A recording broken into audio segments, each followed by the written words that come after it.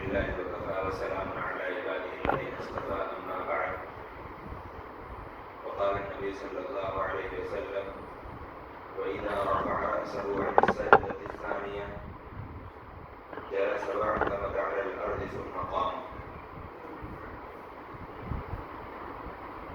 جیسا کہ ہم تمام لوگ رسول صلی اللہ علیہ وسلم کا جو طریقہ صلاۃ اور نماز کا طریقہ جو بڑی موٹی موٹی چیزیں، بہت ہی بنیادی چیزیں جن سے ہم یا تو وابستہ ہیں یا تو ہم ناآشنا ہیں. اگر ہم اس سے وابستہ ہیں تو یا تو ہمیں سستی یا کاہلی پر ہم اس پر عمل نہیں کرتے، یا ہم ناآشنا ہیں تو ہمیں اپنے ناعلم ہونے کی بنیاد پر ہم سے اس پر عمل نہیں ہو پاتا.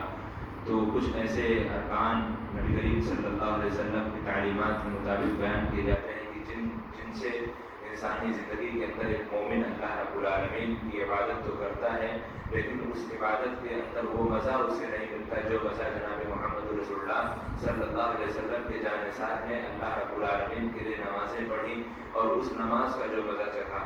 تو کچھ طریقے جو نماز کے تعلق سے شروع ہوئے تھے ان میں سے آج ہم لوگ سیکھیں گے کہ اللہ کے رسول صلی اللہ علیہ وسلم کا طریقہ نماز کا جو جلسہ استراحت کا معاملہ ہے.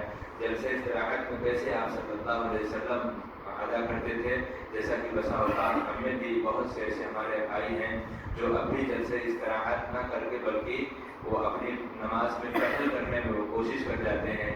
یہ کوئی جان بوجھ کر نہیں کرتا کہ میں امام سے پیچھے ہو جاؤں. ہو سکتا ہے یہ عادتاً اس کے طور پہ ہوتی ہو، کبھی ایسے نماز برابر پڑھتے پڑھتے عادت پڑی ہو کہ بس امام صاحب نے کہا اللہ اکبر، بس اللہ اکبر امام صاحب نے کہا، ابھی امام صاحب سجدے سے سر بھی نہیں اٹھائے اور پیچھے مقتدی کھڑے ہو گئے.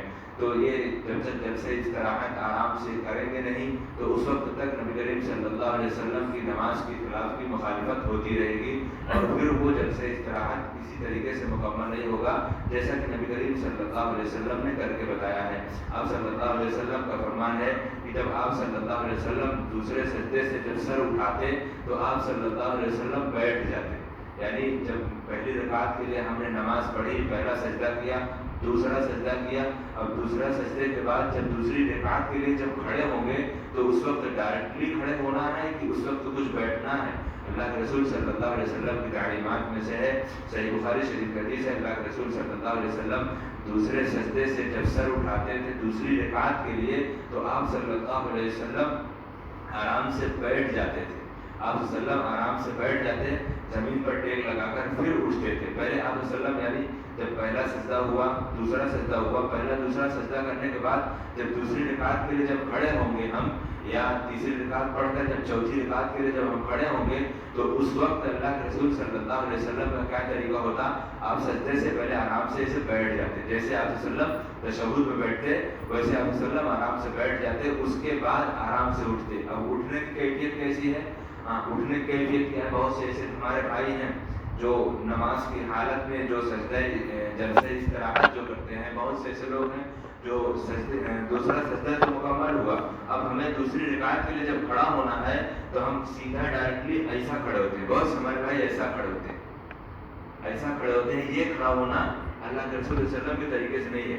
دو طریقے نبی کریم صلی اللہ علیہ وسلم نے بتایا، اور ایک طریقہ بہت ہی مشہور ہے اور معروف ہے، اور ایک بہقی شریف کی روایت کے اندر نبی کریم صلی اللہ علیہ وسلم نے بیان فرمایا کہ آپ صلی اللہ علیہ وسلم جب نماز سے جب دوسری رکعت کے لیے جب دوسرے سجدے کے بعد جب اٹھتے تھے تو آپ صلی اللہ علیہ وسلم آرام سے بیٹھنے کے بعد اپنے ہاتھ کو مٹھی سے بند کر لیتے تھے اس طریقے سے.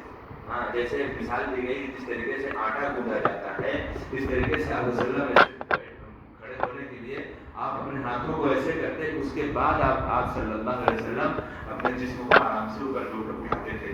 تو یہ جلسے استراحت کا یہ طریقہ پیارے رسول صلی اللہ علیہ وسلم کا طریقہ رہا ہے اور اللہ کے رسول صلی اللہ علیہ وسلم نے اس طریقے سے جلسے استراحت کیا.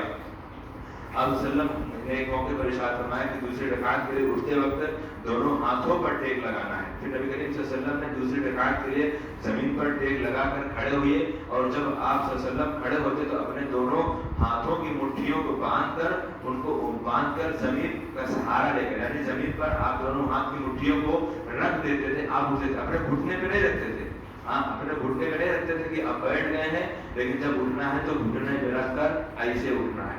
ये उठने का तरीका अल्लाह के रसूल का नहीं होता था।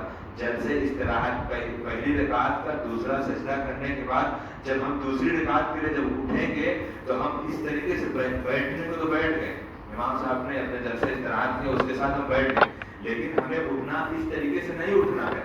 इस तरीके से हमें नहीं उठना है कि हम डायरेक्ट यहाँ इस तरीके से नहीं उठना है। बहुत से लोग ऐसा भी उठते हैं और बहुत से लोग ऐसा भी उठते हैं, लेकिन अल्लाह के रसूल ने जो उठने का जो तरीका बताया है, इस तरीके से जमीन पर अपने हाथों को मुट्ठी बांध कर इस तरीके से वसल्लम ने उठने का तरीका बताया है। और ये बहुत ही आसान तरीका है।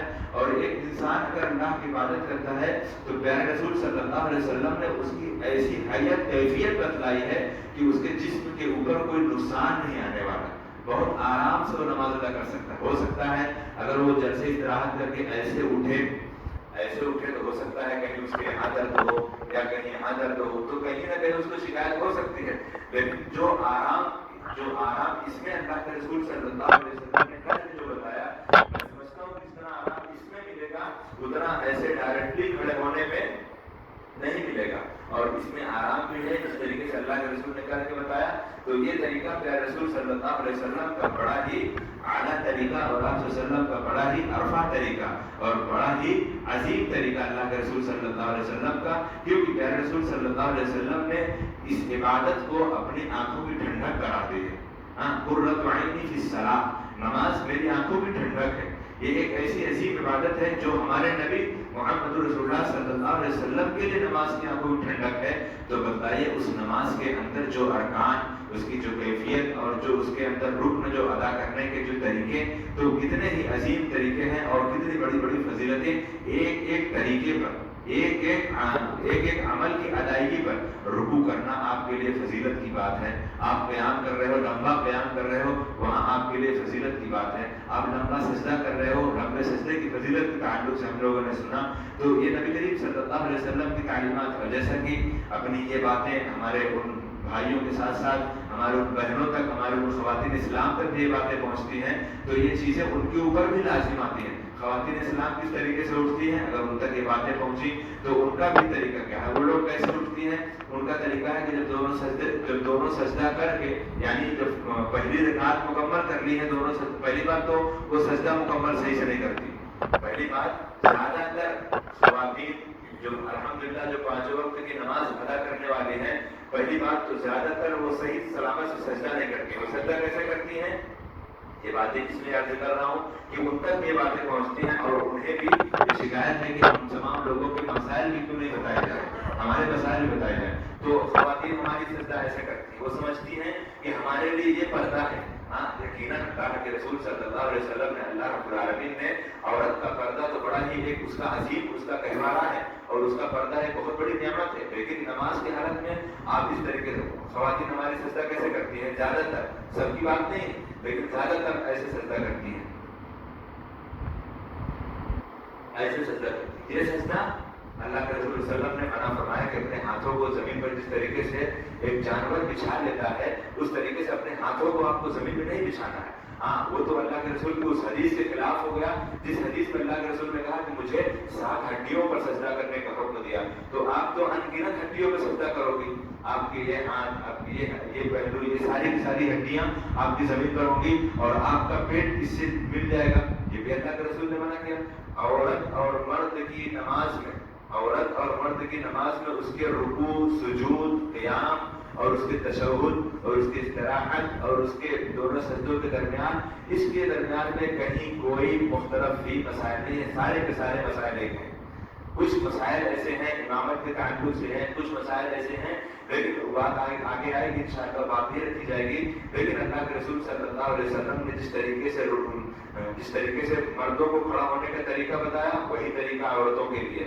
जो तरीका अल्लाह के रसूल सल्लल्लाहु अलैहि वसल्लम ने सूरत क़िरात करने का और सूरत फातिहा के बाद कोई सूरत अदा करने का, जो तरीका अल्लाह के रसूल ने मर्दों को बताया, वही औरतों के लिए है। जो तरीका प्यारे रसूल ने रुकू का मर्दों को बताया, वही तरीका औरतों के लिए है। और रुकू से उठने के बाद आराम से खड़े होना, जो अल्लाह के रसूल ने तरीका मर्दों को बताया, वही तरीका औरतों के लिए है।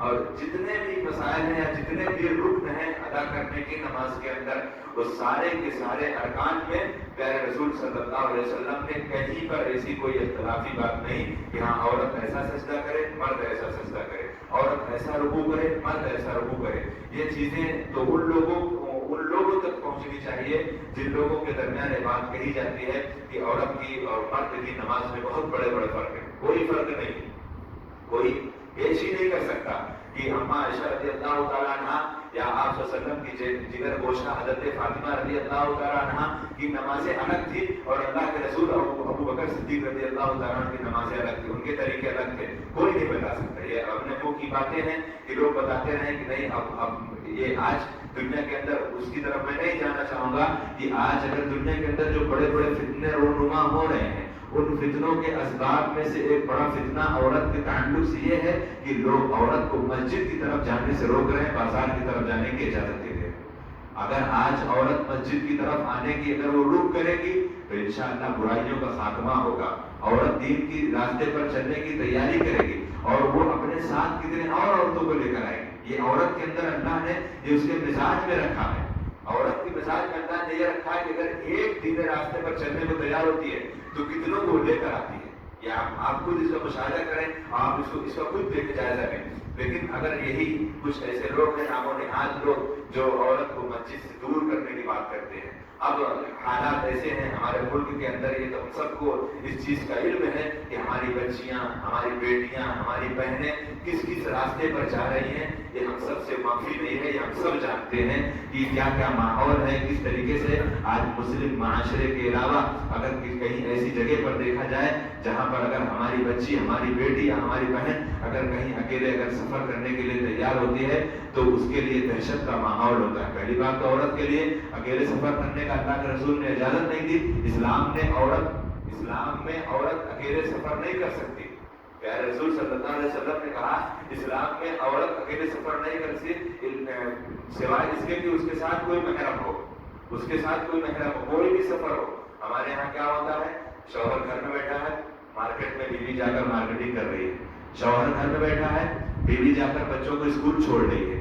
شوہر گھر میں بیٹھا ہے، بیوی تنہا جا کر کہیں طرح کی مارکیٹیں میں یا جو کچھ اس کے خرید و فروخت کرنا ہے.